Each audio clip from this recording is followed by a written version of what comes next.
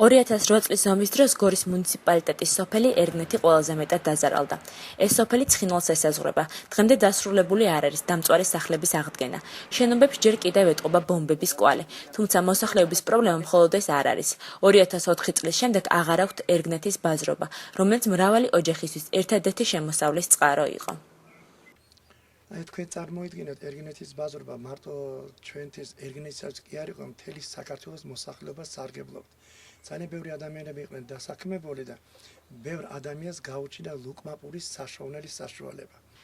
ერგნეთის ბაზარი საერთოდ ძალიან კარგი რამე იყო მთელი საქართველოსთვის, მარტო ერგნეთისთვის არა. აქ მოდიოდნენ ვაჭრობდნენ როგორც კახეთიდან, როგორც დასავლეთ საქართველოდან, კი არა სომხები და აზერბაიჯანელებიც მოდიოდნენ და ვაჭრობა იყო ძალიან წარმატებული. სოფელში ჩვენ სოფელში არ იყო გაჭირვებული ადამიანი. ბაზრობა, რომელიც ვარდების რევოლუციის შემდეგ დაიხურა, წლების განმავლობაში ქართველებისა და ოსების მშვიდობიანი ურთიერთობის კარგი მაგალითი იყო. თუმცა ყველაზე ხშირად ერგნეთის ბაზარს კონტრაბანდის, კორუფციისა და კრიმინალის ბუდედ მოიხსენიებდნენ. გორის აქციაზე სიტყვით გამოსვლისას ბიძინა ივანიშვილმა განაცხადა, რომ ერგნეთის ბაზრობის დახურვა ხელისუფლების უგუნური პოლიტიკის შედეგი იყო. კონფლიქტის მშვიდობიან მოგვარებაზე ოდნავ მაინც რომ ეზრუნა ხელისუფლებას, ასე დაუფიქრებლად, ასე ხელაგებით არ დახურებდა ერგნეთის ბაზრობას. ჩვენ ხელისუფლებაში მოსვლის შემდეგ კანონის ფარგლებში ლეგალურად აღვადგენთ ერგნეთის ბაზრობას. ეს დაპირებები დაპირებებად დარჩა. მოსახლეობა ფიქრობს, რომ ეს ქართული ოცნების პიარის ნაწილი იყო. ერგნეთის სავაჭრო ცენტრის გახსნის იდეას ადგილობრივი მცხოვრებლები დადებითად აფასებენ. მათი აზრით, ეს ცენტრი ეკონომიკური სარგებლის გარდა ნდობის აღდგენასაც შეუწყობს ხელს. ეხლა იყო საუბარი, ეს ქართული ოცნება როცა მოდიოდა ხელისუფლებაში, ვინც იყო ჩვენი დეპუტატობის კანდიდატი მაჟორიტარი, საარჩევნო დაპირებებში კი ჩადო, რომ ჩვენ ყველაფერს გავაკეთებთ, რომ ბაზარი გაიხსნათ, თავისუფალი ეკონომიკური ზონად ჩამოყალიბდეს ეს ერგნეთის ტერიტორია და ასე შემდეგ, მაგრამ დაპირებებად.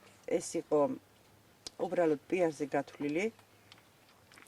ეხლაც მაგალითად შეიძლება გაგიკვირდეთ, მაგრამ ჩატარდა გამოკითხვა და მოსახლეობის არ ვიცი, 9%-ზე მეტმა, 50%-ზე მეტმა მხარი დაუჭირა რუსეთთან ურთიერთობის აღდგენას და ბაზრის, ამ სატრანსპორტო კორიდორის გახსნას და ბაზრის გახსნას. დღესაც მისტერიან იმ ბაზარსა, მაგრამ ვეღარ აღდგენენ უკვე. როდესაც ბაზრობა არსებობდა, ოსები და ქართველები ერთად ვაჭრობდნენ. მათ აკავშირებდათ როგორც საქმიანი ურთიერთობა, ასევე მეგობრობა. ხელისუფლების არასწორი პოლიტიკის გამო ურთიერთობა შეწყდა და კონფლიქტის მოგვარების შანსი დაიკარგა. კონტრაბანდა ყველგანი არსებობს, არ არსებობს, ბაზრობა ეხლა რო არის, კონტრაბანდა არ არსებობს. თუ ვასდეგე ეს თვითონად დაარეგულოს სახელმწიფო სტრუქტურები უნდა დაარეგულოს. ოსი და ქართველი ხალხის ურთიერთობა პირველ რიგში. იყო ეს მოგვარების, კონფლიქტის მოგვარების ერთ-ერთი ყველაზე მთავარი. მე ვიტყვი, რომ 70% თითქმის მოგვარებული იყო. იყო ძირითადად იყო პოლიტიკურად იყო.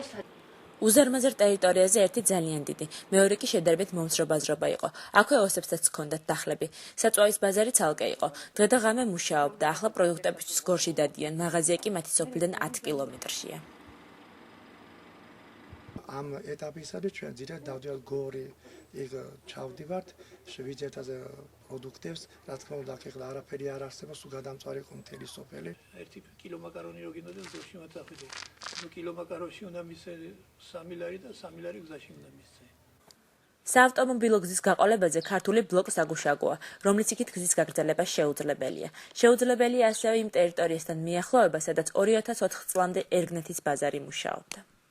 ჩემს უკან ახლა ცხინვალია, ერგნეთის ბაზრობა გამყოფი ზოლის მიღმა დარჩა და იქ მხოლოდ ოსები ვაჭრობ.